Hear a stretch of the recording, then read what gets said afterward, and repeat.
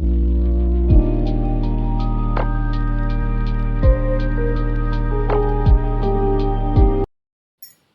friends, in this video we are discussing about Matthew Arnold's study of poetry and the Touchstone method MCQ series. So before starting this MCQ series discussion, I want to tell you one thing that already I have uploaded Matthew Arnold's study of poetry and the Touchstone method details with notes.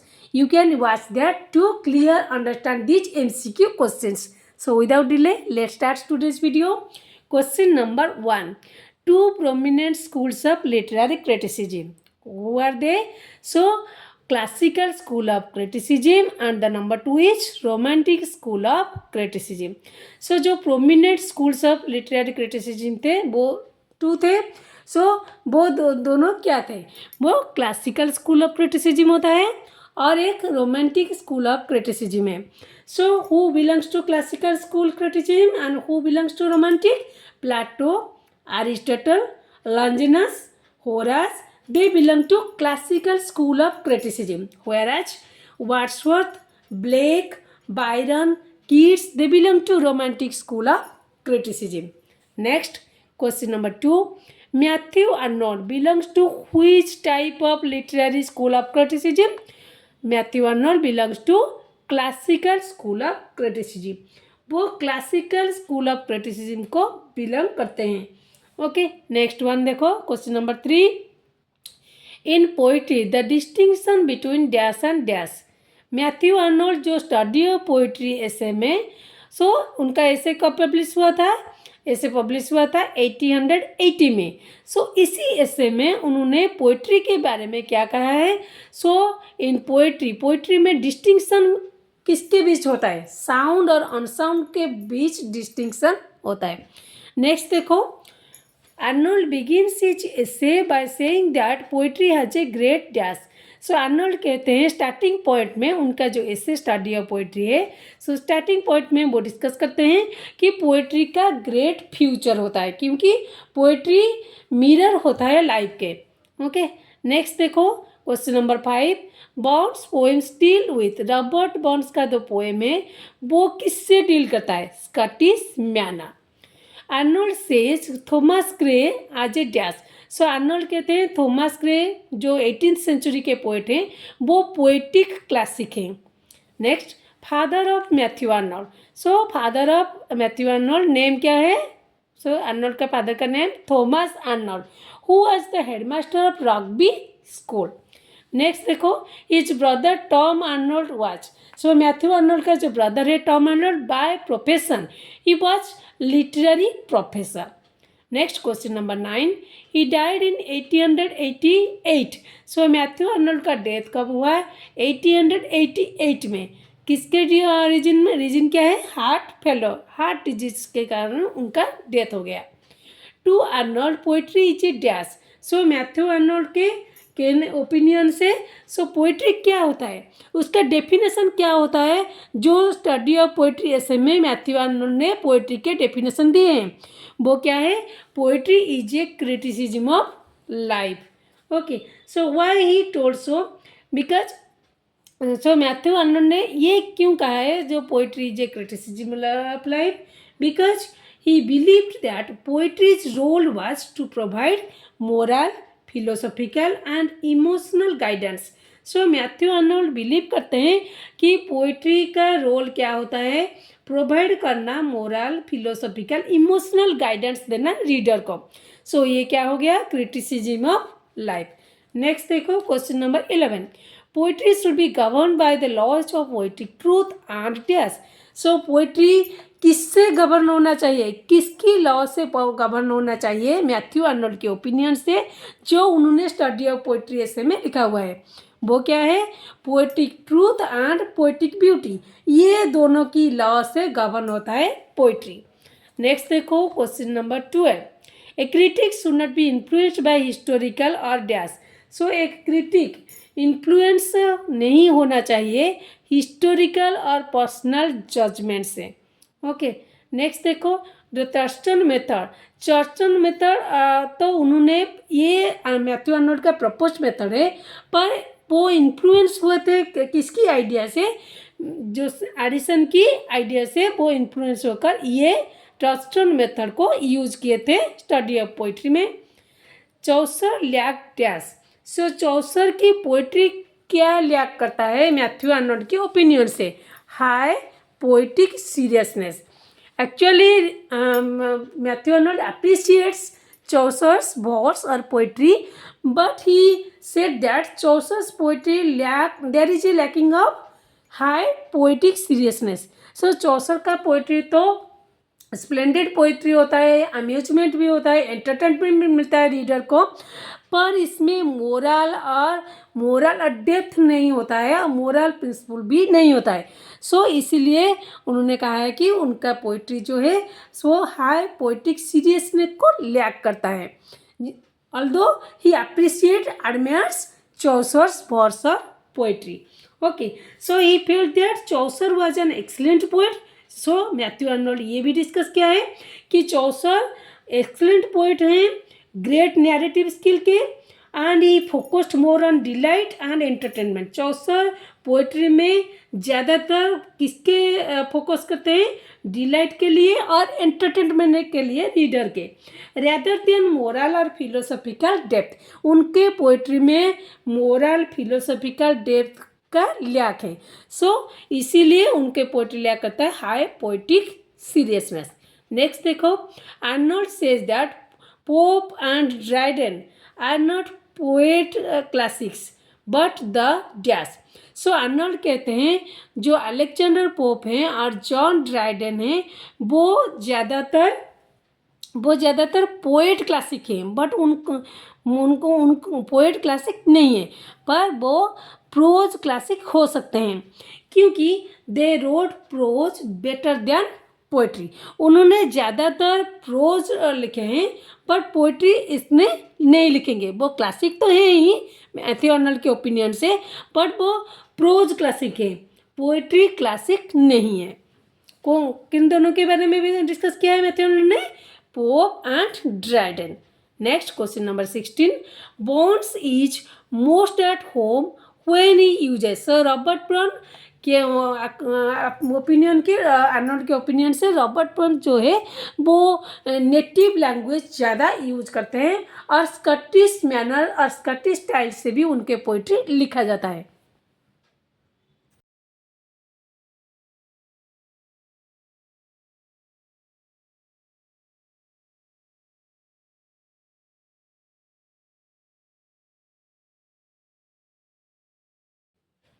Question number 17, dash calls Arnold as a bad great critic. कौन comment दिए हैं Arnold के बारे में कि Arnold bad great critic हैं। Bad भी कहते हैं और ग्रेट भी उनको कहते हैं। सो आंसर क्या होगा, Oliver Elton. So Oliver Elton, why he said so, why he calls that Matthew Arnold as a bad great critic, due to several limitations in Arnold's critical approach despite his significant influence. So Matthew Arnold तो critic के हिसाब से वो उनका significant influence है reader के ऊपर, पर उनका जो सेवरल लिमिटेशन होता है क्रिटिसिज्म में, सो उसके लिए उस रीजन के लिए मैथ्यू आर्नोल्ड को ओलिवर एल्टन ने कहा है कि वो बैड ग्रेट क्रिटिक हैं। Next, The Study of Poetry, published in the year 1880. The Study of Poetry is mainly a combination of Study of Poetry में क्या पाया जाता है, little tips that Arnold has to offer to a new critic. So Study of Poetry ऐसे में Matthew Arnold ने क्या tips दिए हैं, छोटे छोटे टिप्स दिए हैं जो कि न्यू क्रिटिक को ऑफर किया जाता है, न्यू क्रिटिक को जानना चाहिए। वो छोटे छोटे टिप्स स्टडी ऑफ पोइट्री में मैथ्यू आर्नोल्ड ने दिए हैं। नेक्स्ट देखो, in the study of poetry Arnold examines the poetry of. So in the study of poetry Arnold examines the poetry of home, so poetry of Chaucer, Milton, grey and bonds etcetera. So study of poetry में Matthew Arnold examine करते हैं, किसके poetry के बारे में discuss करते हैं, चौसर के पोइट्री के बारे में, John Milton, Thomas Gray and Robert Burns और भी पोइट्री, अलेक्जेंडर पोप भी हैं, ड्राइडन भी हैं। सो उनके पोइट्री के बारे में डिस्कस करते हैं। सो मैंने डिटेल में इसके पोइट्री, मैंने चौसर के पोइट्री के बारे में क्या डिस्कस किए हैं, मैथ्यू आर्नोल्ड ने मिल्टन के बारे में क्या कहा है, उनकी पोइट्री के बारे में, ग्रे की पोइट्री में के बारे में क्या कहा है, रॉबर्ट बर्न्स की पोइट्री में क्या कहा है, मैं डिटेल में जो study of poetry details note है उनमें मैंने क्लियर डिस्कशन कर दिया है। सो आप देख लीजिएगा उस वीडियो को। ओके, सो नेक्स्ट देखो question number 21। In his critical essay Arnold lays great emphasis on. So ये स्टडी ऑफ पोइट्री एसे में आर्नोल्ड किसके बारे में ज़्यादा एम्फासिस इम्पोर्टेंस देते हैं, and he gives importance to priority to subject matter में उन्होंने ज़्यादा इम्पोर्टेंस एम्फासिस दिए हैं। नेक्स्ट देखो, what alone can sustain and console us. So Arnold कहते हैं पोइट्री कंसोल दे सकता है रीडर को। Next 23 number, what is the safest way to detect the highest in poetry. So जो सेफेस्ट वे है वो क्या है, touchstone method. So what are touchstones, touchstone क्या होता है, touchstone is the memorable passage और short passage from the great poets like Homer, Dante and Milton, Shakespeare. So ये होता है टॉर्चस्टोन। ओके, टॉर्चस्टोन क्या होता है, जो मेमोरेबल और शॉर्ट लाइन्स हैं, पैसेज हैं ग्रेट पोइट के। सो वो क्या होता है टॉर्चस्टोन मेथड। आर्नोल्ड कहते हैं कि ये सेफ वे है डिटेक्ट करने के लिए कि एक न्यू पोइट्री हाईएस्ट है और नहीं है। नेक्स्ट देखो, with whom did the real English poetry born. किसके थ्रू रियल इंग्लिश पोइट्री का बर्थ हुआ है। सो आर्नोल्ड कहते हैं Chaucer, because he appreciate more Chaucer's poetry. So वो अप्रिशिएट तो करते थे चौसर की पोइट्री को, पर वो कहते हैं कि उनके पोइट्री में सीरियसनेस का लैक है। ओके, नेक्स्ट देखो, the touchstone method was applied by. Touchstone method किसका प्रपोज्ड मेथड है, मैथ्यू आर्नोल्ड का। नेक्स्ट देखो question number 26, to Arnold dash estimate of poetry is the only true estimate, that is real estimate. So Arnold already discusses 3 types of estimates to evaluate a poetry. So poetry को evaluate करने के लिए, जज करने के लिए उन्होंने 3 estimate का जिक्र किया है। So जो 3 estimate का उन्होंने डिस्कस किया है वो क्या है, what are they? Number 1 historical, number 2 and personal estimate, historical estimate and third one is real estimate. सो ये रियल एस्टिमेट क्या होता है, जिसके बारे में ज़्यादा एम्फासिस, ज़्यादा इम्पोर्टेंस दिए हैं मैथ्यू आर्नोल्ड ने टू न्यू पोएट्री को जज करने के लिए। ओके, सो ये क्या होता है जिसको आर्नोल्ड ने ट्रू एस्टिमेट का नेम भी दिया है। Okay, real estimate is to read with an open eye, don't be blind to its faults and understand the actual worth of a work.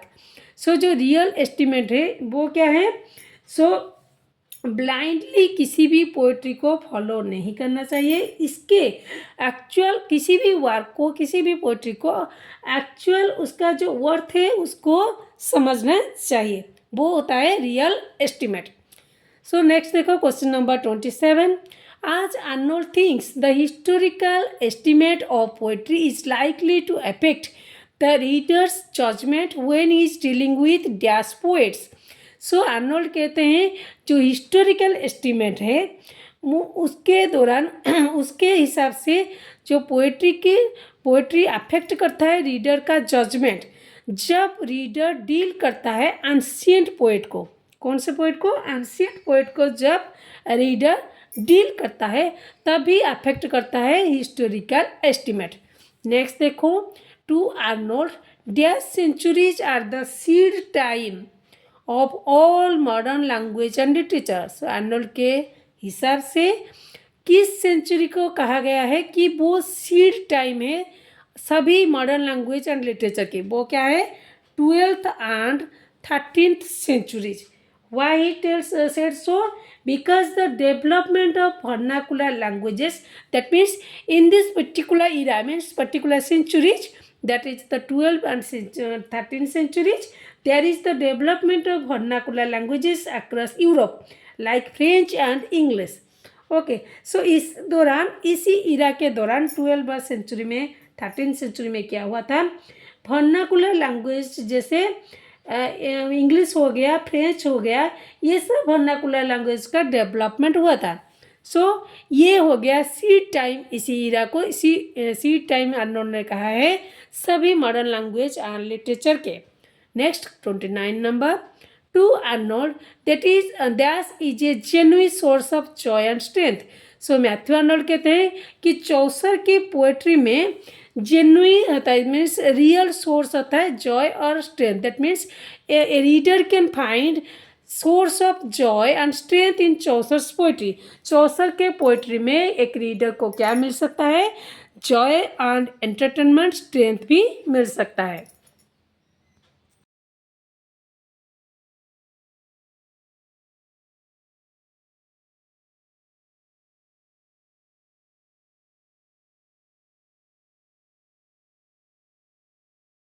Question number 30. In the eyes of Arnold, there is a perpetual fountain of good sense. So Arnold के opinion से किसके poetry में good sense का fountain होता है. Okay वो कौन है, चौसर. नेक्स्ट देखो, to Arnold that is the father of splendid English poetry. So Arnold कहते हैं Chaucer is the father of splendid English poetry because he appreciates Chaucer's rhythmic style. Okay next देखो, modernize Chaucer's the Prioress tale. So Chaucer का जो प्रायोरस tell है, सो उसको किसने, कौन से पोएट ने मॉडर्नाइज्ड किया है, वो है विलियम वर्ड्सवर्थ, जो कि रोमांटिक एज इरा के रोमांटिक एज के पोएट हैं. सो किससे तरीके से वर्ड्सवर्थ ने मॉडर्नाइज किया है चौसर के प्रायोरस टेल को. Wordsworth published his modernization as part of the river Duddon volume. जो वर्ड्सवर्थ ने लिखे हैं द रिवर डर्डन, इसी वॉल्यूम में जो मॉडर्नाइज किया है चौसर का प्रायोरस टेल में. ओके नेक्स्ट देखो, Arnold hails as the first great classic of Christendom. So Arnold किसको कहते हैं कि किसी पोइट को डिस्कस किया है कि वो फर्स्ट ग्रेट क्लासिक है क्रिश्चियन वर्ल्ड के. क्रिश्चियनडम मीन्स क्रिश्चियन वर्ल्ड, वो है दंते. नेक्स्ट देखो 34 नंबर, आज Arnold finds out Chaucer's poetry lakhs high seriousness. मैंने पहले भी डिस्कस किया है चौसर की पोइट्री में हाई सीरियसनेस का लैक होता है. नेक्स्ट देखो, held the poetical classic. So poetical classic कौन है, शेक्सपियर एंड मिल्टन, ये दोनों पोइटिक क्लासिक है, पोइटिकल क्लासिक. नेक्स्ट देखो, Arnold regard the splendid high priest of the age of prose and reason. So Arnold किसको regard करते हैं कि उनके पोइट्री एज ऑफ प्रोज और रीजन के वो हाई प्रीस्ट हैं, और उनके पोइट्री हाईएस्ट हैं, वो है अलेक्जेंडर पोप.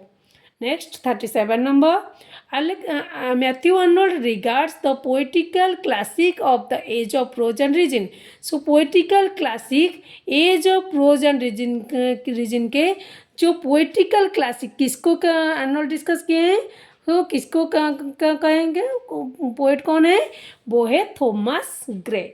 नेक्स्ट 38 नंबर, Burns poems deal with. So Robert Burn का जो पोएम है वो स्कॉटिश स्टाइल और स्कॉटिश मैनर से डील होता है. Next, for Arnold there is no place for dash in poetry. So Arnold के कहने के हिसाब से स्टडी ऑफ पोइट्री ऐसे में वो उन्होंने डिस्कस किया है कि पोइट्री में फ्रॉड, चीट, धोखाधड़ी के कोई प्लेस ही नहीं है. तो that means there is no charlatanism in poetry. Next, a critic should not be influenced by historical or personal judgments. सो इस क्वेश्चन रिपीट हुआ है. सो एक क्रिटिक को इन्फ्लुएंस नहीं होना चाहिए हिस्टोरिकल और पर्सनल जजमेंट से, रियल एस्टिमेट से वो जज करना चाहिए किसी भी न्यू पोइट्री को. Two poets are the classics of prose and not the classics of poetry. 2 poet ऐसे हैं जो कि प्रोज क्लासिक तो है ही बट पोएट्री क्लासिक नहीं है। वो कौन है? Dryden and Pope. The great poet but not a classic as he lacks the high seriousness of the classics. So वो ग्रेट पोएट हो सकते हैं पर वो क्लासिक नहीं है क्योंकि his poetry lakhs high seriousness of the classics. So Matthew Arnold ने कौन से पोएट के बारे में ये कहा है? ये कमेंट दिया है Chaucer. What is poetry? It's a criticism of life, mirror of life. Next देखो 44 number. The name of Matthew Arnold's first book of poetry the strayed अरेबलर। सो जो मैथ्यू आर्नोल्ड का first book of poetry that means first book of poetry collection वो क्या है? The strayed अरेबलर and other poems which was published in the year 1849. And remember friends, he published this poetry collection under the pseudonym A. So उन्होंने Matthew Arnold ने ये जो first book of poetry publish किया है जिसके title ये है द स्ट्रेड रेबलर एंड अदर पोएम्स, इसको उन्होंने ओरिजिनल नेम से पब्लिश नहीं किया था क्योंकि इस कलेक्शन का जो सीडोनीम है, सीडोनीम क्या होता है? पेन नेम होता है। ओके जो छुपा हुआ नेम होता है, सीक्रेटली यूज करता है राइटर किसी भी वर्क को पब्लिश करने के लिए, फेमस होने के लिए। सो ये होता है सीडोनीम। सो उन्होंने सीडोनीम किस सीडोनीम से इसको पब्लिश किया है? ए सीडोनीम से पब्लिश किया है instead of his using his original name. Question number 45। The term liquid diction is used by Matthew Arnold to denote the poetry of dash. So जो liquid diction ये जो टर्म को यूज किया है मैथ्यू आर्नोल्ड ने study of poetry ऐसे में। सो किसकी पोइट्री के बारे में ये टर्म उन्होंने दिया है? वो कौन है? Chausa. Why he used this type of term liquid diction to denote the poetry of Chaucer? Because Matthew Arnold admired the natural flowing rhythm of Chaucer's verse. Matthew Arnold admire करते थे जो चौसर का जो नेचुरल फ्लोइंग रिदम होता है उनके poetry में। सो उनको वो ज़्यादातर एडमायर करते थे। सो इसीलिए उन्होंने लिक्विड डिक्शन का टर्म यूज किया है चौसर की पोइट्री के बारे में। Chaucer was influenced by French and dash poetry. Chaucer जो थे उनके जो लिटरेरी पीरियड थे वो 3 टाइप से डिवाइड हुआ है, French period, Italian period and English period. So उनका जो पोइट्री है ज़्यादातर इन्फ्लुएंस हुआ है फ्रेंच और इटालियन पोइट्री से। The touchstone method of Matthew Arnold is borrowed from. So Matthew Arnold ने तो प्रपोज मेथड दिया है, ये उनका अप्लाइड मेथड है टचस्टोन मेथड, पर वो एडिसन एंड लॉन्जेनस से ज़्यादातर इन्फ्लुएंस हुए थे उनके आइडिया से और बोरो भी किया है। Burns is a better dash poet than English. So Robert Burns जो थे वो बेटर कह लेते सो बेटर उनको कहा जा सकता है स्कॉटिश पोएट, ना कि वो इंग्लिश के बेटर पोएट हो सकते हैं। So according to Matthew Arnold's opinion the best form of poetry possesses seriousness and dash. जो बेस्ट पोएट्री होता है उसका जो फॉर्म होता है वो क्या होता है? सीरियसनेस उसमें होता है और हाई ट्रूथ भी होता है। Next means last of today's video, last question, with whom did the real English poetry born? किसके थ्रू रियल इंग्लिश पोएट्री का बात हुआ है? आर्नोल्ड कहते हैं वो कौन है? पोएट कौन है? चौसर। सो आज की वीडियो में इतना ही। See you in my next video with a new content. Okay so stay connected with my channel, keep smiling, have a good day, bye bye.